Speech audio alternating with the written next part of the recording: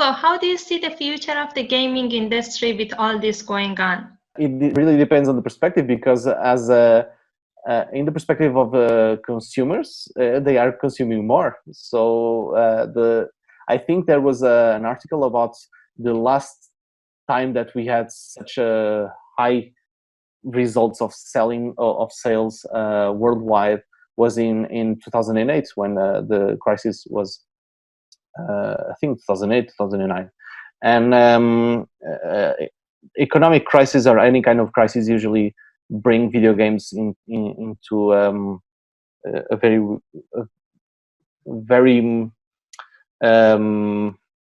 high valued place for consumers, because usually the price versus the hours of entertainment are very good. That's why also Netflix is very good, because the price versus the hours of entertainment is fairly high, and other services like Netflix.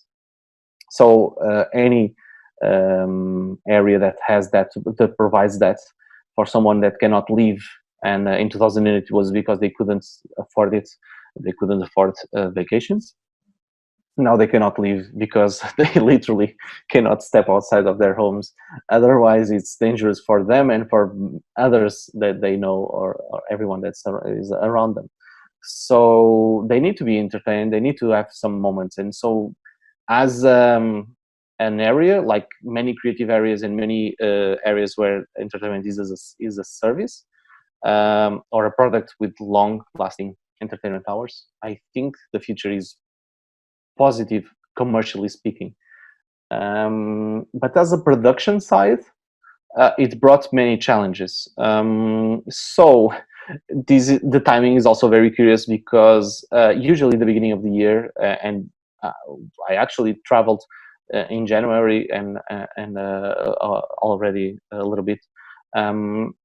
So usually the industry moves a little bit around B2B meetings. So these moments where you can go and pitch with publishers and investors what you're working on, and see if it connects with them and makes sense. And we were fortunate at the beginning of the year we managed to close the deal. Now it's not an easy thing. Usually it takes a lot of time and effort to make that happen. But I already had planned many other meetings and many other trips to other events in the UK, in Germany, a little bit everywhere, Paris as well, to go and catch these moments where you have at least 20 minutes of undivided attention of someone that might be able to help you to succeed in your business and your product. That no longer exists, in a sense, which is there's no travels, there's no trips. We are in a lockdown now. Things are getting a little bit different, but still there's a limitation on what people can do. And everyone is trying to work around that, and a new way of doing business is kind of emerging from this, which is doing those same type of meetings through video conference, like we are also doing this interview right now. We are always trying to approach a new way of digitalizing globalizing things, and this is very good because it brings a new future of opportunities from people all around the world that have a lot of talent, but are, for one reason or another, unable to invest in traveling, to go that extra step.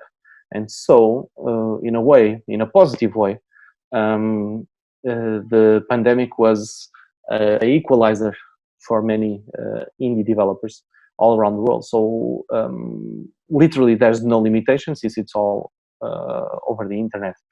And I see that as a very good thing, because I tend to try and look at things in a positive light. But it also means that on the networking side, the actual moment where you have to, hustle a little bit, there's a lot that gets lost. You don't go for a cup of coffee or a drink or a dinner with someone else that you connected with. You have to do it. You have to follow up in a very different way and try and find and connect with people in a personal level also, that is much harder to do over a Skype call or a Zoom call or whatever call. It doesn't really matter. And that's the a side that I've seen a lot of people in the area struggling a little bit with. We will adapt. That's part of the job, and those who are adapting really, really well, they will actually uh, learn something new and grow from that point on. I think there's a lot that we can gain as an industry from this moment where everyone has to stay and work from home. But it's definitely not healthy. That's my main concern for any industry, not only games industry. It's that it's not sustainable to stay and work from home for too long of a period. That's the bleakest side of things that I see.